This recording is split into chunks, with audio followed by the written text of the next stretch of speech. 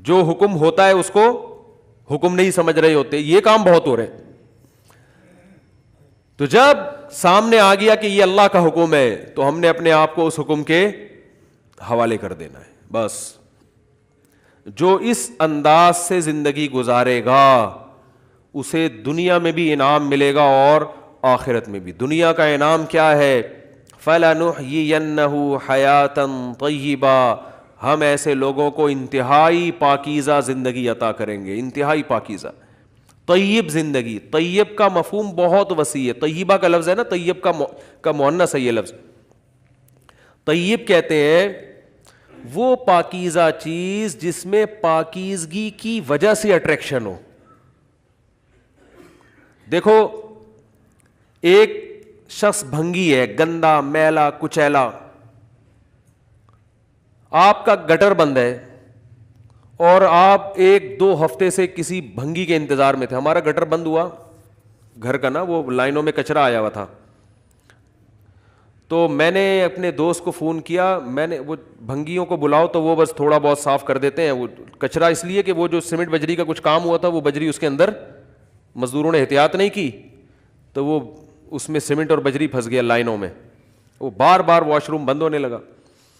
تو میں نے 1-2 بھنگی بلائے, وہ کام نہیں کر رہے تھے دل جمی سے. تو اپنے ایک دوست کو میں نے فون کیا, میں نے کہا کوئی خاندانی قسم کا بھنگی چاہیے. وہ کہہ رہے ہیں یار بھنگی بھی ہو اور کیا ہو, خاندانی بھی ہو, یہ کیا ہو گیا یار. تو میں نے کہا ہے there are 2 types of بھنگیز. میں نے کہا ان میں بھی 2 قسمیں ہوتی ہیں, خاندانی اور جو حلال کر کے کھاتے ہیں اور ان کو گند میں بھی حرام کا شوق ہے. بعض ایسے بھی ہوتے ہیں کچھ حلال کر کے بھی کھاتے ہیں. تو خیر انتظام ہوا, پھر اس نے آ کے محنت کی اور اللہ تعالیٰ اسے جزائے خیر دے. تو وہ پوری لائنیں اس نے چینج کی, محنت کی. تو اب دیکھو کسی کے بھی گھر میں واش روم بند ہو جائے, مسائل کھڑے ہو جائیں, تو بھنگی کی طرف بھی اس کی رغبت ہوگی کہ نہیں ہوگی؟ اس کے لیے اس وقت سب سے زیادہ اٹریکشن کس میں ہوگی؟ خاندانی بھنگی میں. کہ یار کوئی خاندانی قسم کا کیا مل جائے, بولتے کیوں نہیں, بھنگی مل جائے. تو مجھے جب فون آیا نا تو میں سارے کام چھوڑ کر آ گیا. پھر اس سے ہم نے گلی کے گٹر بھی, یہ تو گورنمنٹ کی ذمہ داری ہے گلی کے گٹروں کا کام, لیکن ہم نے اپنے خرچے پہ گلی کے گٹروں کی بھی صفائی کروائی. گٹر کے ڈھکن بنوائے ہم نے اپنے ذاتی, میں نے اپنے خرچے پہ. آپ اندازہ لگاؤ یار یہاں تک نوبت پہنچ چکی ہے کہ لوگ اپنے ذاتی خرچوں پہ گٹر کی صفائی بھی کروا رہے ہیں, اس کے ڈھکن بھی بنوا رہے ہیں.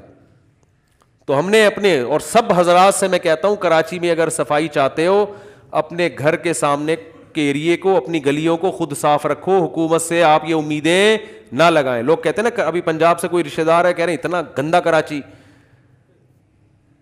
تو بھائی خود صفائی کرو, کوئی بھی نہیں کرے گا صفائی. اپنے گھر کے گٹر اگر خراب ہے, بھنگی کو اپنے خرچے پہ بلا کے صفائی کروا لو.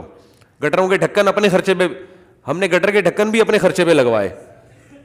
ورنہ ایک عجیب مصیبت کھڑی ہوئی تھی, اتنے بڑے بڑے گٹر ابل رہے ہیں, کوئی بچہ گر جائے خدا نہ خواستہ, اور جو بیماریاں پھیلتی ہیں. تو اپنے خرچے پہ یار, ہر 10 لوگ اگر اپنی گلی کا ذمہ داری اٹھا لیں گے شہر صاف ہو جائے گا انشاءاللہ.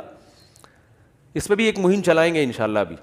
تو خیر کیا مسئلہ ہے, آپ کو بھنگی میں بھی بعض دفعہ دلچسپی ہوتی ہے, لیکن وہ اس کی صفائی ستھرائی کی وجہ سے بولو نہیں ہوتی, وہ ضرورت ہے. لیکن اگر کوئی صاف ستھرا ہے, نیٹ کلین ہے, بہت صفائی, جیسے ہمارے حضرت مفتی رشید احمد صاحب کو جب ہم نے پہلی دفعہ دیکھا نا, کیا اللہ نے ان کو مزاج میں نفاست, کیا خوشبو استعمال کرتے تھے. تو اس سے بھی انسان کا دل سامنے والے کی طرف مائل ہوتا ہے. یہ جو میلان ہے نا, یہ اس سامنے والے کے طیب ہونے کی وجہ سے ہے. طیب کا مطلب پاکیزہ ہونے کی وجہ سے بھی کوئی اچھا لگتا ہے آپ کو. تو اللہ فرماتے ہیں جو میری غلامی اختیار کرے گا فَلَنُحْيِيَنَّهُ حَيَاةً طَيِّبًا, اسے ایسی زندگی دوں گا جو طیب ہوگی. یعنی اس زندگی میں اتنی پاکیزگی ہوگی, اتنی صفائی اور اتنا ستھری ہوئی زندگی ہوگی کہ وہ زندگی اس کو اچھی لگے گی اپنے صاف ستھرے ہونے کی وجہ سے. پھر اسے گناہوں کی گندگی, گناہوں کے میل کچیل, شرک کی بدبو, ان چیزوں سے, زنا, شراب اور جتنی برائیاں ہیں اخلاقی اور معاشرتی, وہ برائیاں سے اس کو نفرت ہونا شروع ہو جائے گی. جیسے ایک صاف ستھرے آدمی کو گندگی سے نفرت ہوتی ہے, گندے آدمی کو گندگی سے نفرت نہیں ہوتی. آپ کچھ دن کسی بھنگی کو نہلاؤ, ڈیٹول سے, تیزاب سے نہلا دو اس کو.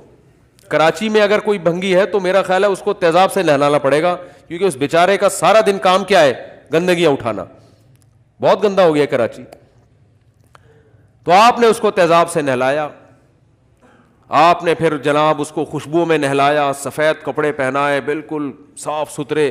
1 ہفتہ 2 ہفتہ 1 مہینہ آپ اس کو اس حالت میں رکھیں تو وہ دوبارہ گندگی صاف کرنے کا گوارا نہیں کرے, اس کو صفائی سے محبت ہو جائے گی.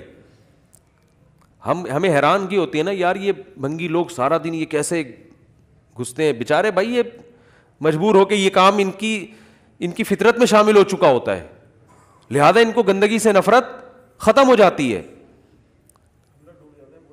ہاں وہ پورے ڈوب جاتے ہیں اور وہ نکل کے زندہ سلامت واپس آ جاتے ہیں. رپورٹ پیش کی ہے, بہترین رپورٹ پیش کی ہے, کہہ رہے اندر ڈوب بھی جاتے ہیں وہ. ایک عام آدمی صاف پانی میں ڈوب کے مر جاتا ہے. تو وجہ کیا ہے میرے بھائی؟ وجہ یہی ہے کہ جو انسان اللہ کی غلامی اختیار کرتا ہے نا, آہستہ آہستہ پاک, کیونکہ اللہ نے جتنے احکام دیے ہیں وہ سارے پاکیزہ حکم ہیں, صفائی ستھرائی ہے اس میں. زبان کو گندگی سے بچانا, آنکھوں کو گندگی سے بچانا, آنکھوں کو بد نظری سے بچانا, زبان کو جھوٹ غیبت سے بچانا, ہاتھوں کو حرام کمانے سے بچانا, جھوٹ بولنے سے بچنا. یہ ساری ایسی تعلیمات ہیں کہ عمل کرتے کرتے کرتے انسان اندر سے صاف ستھرا ہونا شروع ہو جاتا ہے.